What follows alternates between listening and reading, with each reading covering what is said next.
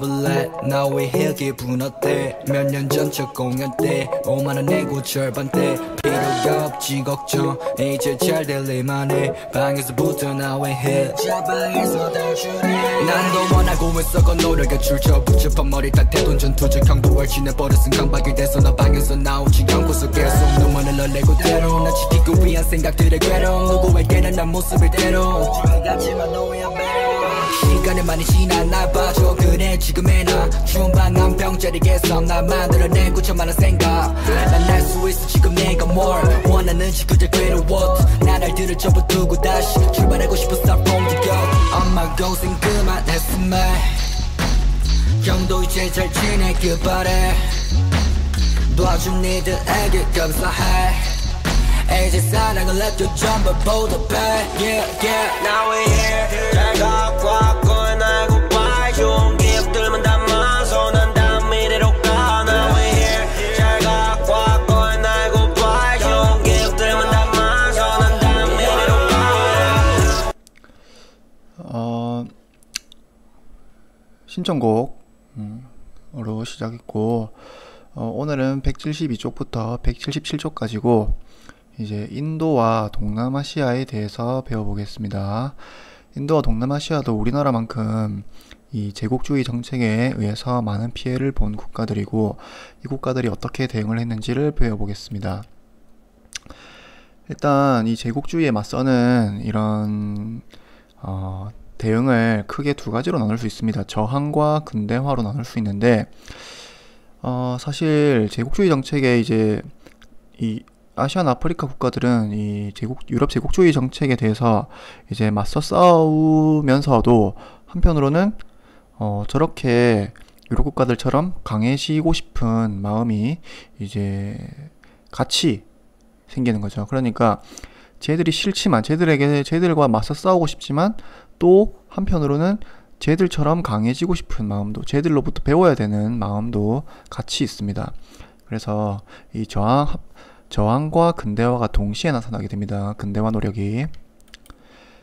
일단 인도부터 배워보겠습니다.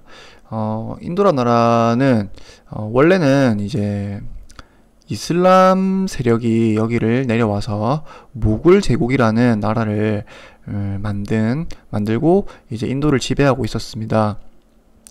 무굴 제국하면 우리가 여러분들이 알만한 관련된 정보가 아름다운 왕의 부인의 무덤, 왕비의 무덤 타지마할이 바로 무굴 제국의 이 문화재입니다. 자, 그래서 이제 무굴 제국이라는 나라가 이 인도를 지배하고 있었는데 이 무굴 제국이 점점 이제 쇠퇴해가면서 이제 여기를 지배하려는 프랑스와 영국이 이제 여기를 둘 다 지배하고 싶어 합니다. 그래서 이 프랑스와 영국이 여기를 누가 지배하느냐를 두고 다투다가 이제 플라시 전투라는 전투를 통해서 영국이 승리하게 되었고 이제 영국이 승리하고 난 이후에 이제 영국의 식민지 통치를 도맡아 하는 회사인 동인도 회사가 이제 이 영국을 경영하게 됩니다.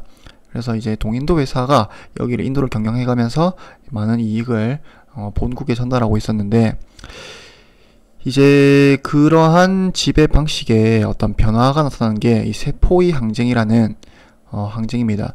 세포에는 어떤 사람들을 가리키냐면 이제 인도인 용병인데 동인도 회사에 고용되어 있는 인도인 용병들입니다. 그럼 얘네들이 이제 동인도 회사에 고용되어 있으면서 왜 봉기를 일으켰냐면 이 인도인 용병들한테 지급되는 이제 탄약 봉지에 소기름과 돼지 기름이 발라져 있다라는 소문이 널리 퍼지면서 이 세포이들의 반발이 일어나게 됩니다.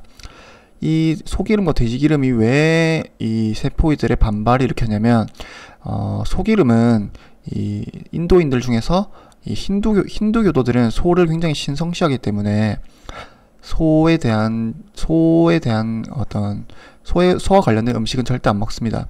그래서 이 탄약봉지를 뜯어내려면 입으로 뜯는 경우가 많은데 이 소기름이 발라져 있으면 소를 이제 입으로 먹게 되는 거죠. 그렇기 때문에 힌두교도들이 여기에 크게 반발하게 되었고 돼지기름은 또 이슬람 교도들은 돼지를 굉장히 이슬람에서는 돼지를 못 먹게 되어 있습니다.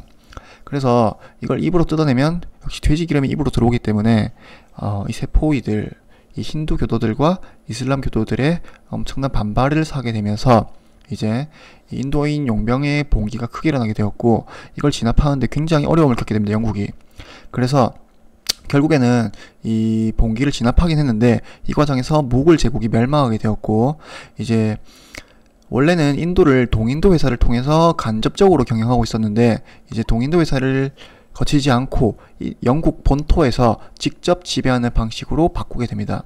그래서 이제 무굴 제국이 멸망하고 인도 제국이라는 이 영국의 지배를 받는, 직접적인 지배를 받는 식민지로 떨어지게 되는 계기가 된 게 이 세포이의 항쟁입니다. 자, 그래서 이제 영국이 여기를 본격적으로 지배하게 되었는데, 이 영국이 본격적으로 지배하면서 이 인도인들의 반발이 굉장히 심했던 곳이 벵골이라는 지방입니다. 이 벵골이라는 지방이 어디냐면, 인도 이쪽에 있는 이 동북부 지역이 벵골 지방이라고 합니다. 여기가 인도 저항의 핵심적인 지방이었는데, 이제 영국 본토에서는 이 인도인들의 저항을 조금이나마 이제 낮추기 위해서 이 벵골을 분할하겠다라는 벵골 분할령을 내리게 됩니다. 그래서 이 힌두 교도들이 많이 사는 곳을 서벵골로 나누게 되고, 이 이슬람 교도들이 많이 사는 곳을 동벵골이라고 해서 이렇게 분리를 하게 됩니다. 그러자 인도에서는 다시 한번 반발이 일어나게 되는 거죠. 자신들의 영토를 마음대로 분할을 했기 때문에. 이거는 나중에 이야기지만 결국 동벵골은 나중에 인도에서 독립해서 다른 나라가 됩니다. 어떤 나라가 되냐면 방글라데시가 바로 여기서 분리되어서 이제 새로운 나라가 다른 나라로 떨어져 나가게 되는 거죠. 그러니까 사실 인도인들은 이런 방글라데시 이 영국의 지배를 거치면서 이런 어떤 영토도 역시 떨어져 나가게 된 거죠. 자, 그러면서 이 벵골 분할령에 반발하면서 이제 인도 국민회의라는 인도인들의 저항을 이끄는 본격적인 활동을 시작하게 됩니다. 인도 국민회의가. 그래서 이제 영국인들의 상품을 사지 말고 인도인들의 상품을 쓰자. 국산품 애용운동 같은 거. 그 다음에 우리가 스스로 통치할 수 있는 자치권이나 이런 인도 국민들의 어떤 다른 나라를 따라잡기 위해서 그만큼 똑똑해져야겠죠, 국민들이. 그래서 이런 교육을 강조하는 이런 활동들을 펼치게 되었고, 이런 대규모 반영 운동의 결과로 결국에는 벵골 분할령이 철회되는 이런 결과도 맞이하게 됩니다. 자, 두 번째 동남아시아로 가보겠습니다. 동남아시아는 이 기후가 굉장히 따뜻하고 농업에 적합한 어떤 그런 기후를 갖고 있죠. 그래서 이 유럽에서 필요한 수많은 어떤 원료를 여기서 강제로 재배하게 됩니다. 특히나 이제 후추나 뭐 고무나 뭐 커피나 뭐 사탕수수 같은 것들, 여기서 유럽인들이 여기를 지배하면서 엄청난 이득을 많이 보게 됩니다. 그래서 동남아시아는 대부분 이제 식민지로 떨어지게 됐고, 이제 각 국가에서는 어떤 투쟁과 근대화 운동을 각각 전개해 나가게 됩니다. 미얀마는 영국의 이제 식민지가 되어 있었고, 이 베트남, 캄보디아, 라오스 이런 곳은 프랑스의 식민지, 필리핀이라는 나라 이름 자체가 이 에스파냐의 국왕이었던 펠리페 2세의 이름을 따서 지은 게 필리핀입니다. 그래서 필리핀은 원래 에스파냐의 식민지였는데 이제 나중에는 미국의 식민지로 바뀌게 됩니다. 그 다음에 인도네시아는 이제 네덜란드의 식민지가 되었고, 그래서 곳곳에서 이 타이, 그러니까 태국, 지금으로 치면 태국, 우리가 흔히 부르는 지명으로 치면 태국인데, 뭐 당시 국명은 시암이라고 했습니다. 시암.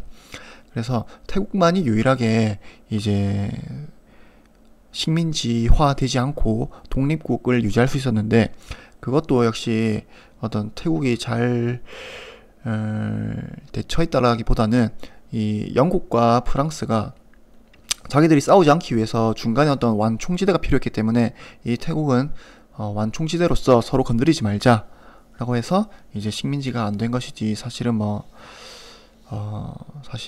사실 동남아시아의 대부분이 식민지화 된 거나 마찬가지입니다. 자, 그래서 각각의 어떤 국가와 이제 어떤 나라가 식민 지배했는지, 그 다음에 각 국가에서 식민 지배를 저항 운동을 이끈 대표적인 지도자 이름 정도를 연결해서 외우면 되겠습니다.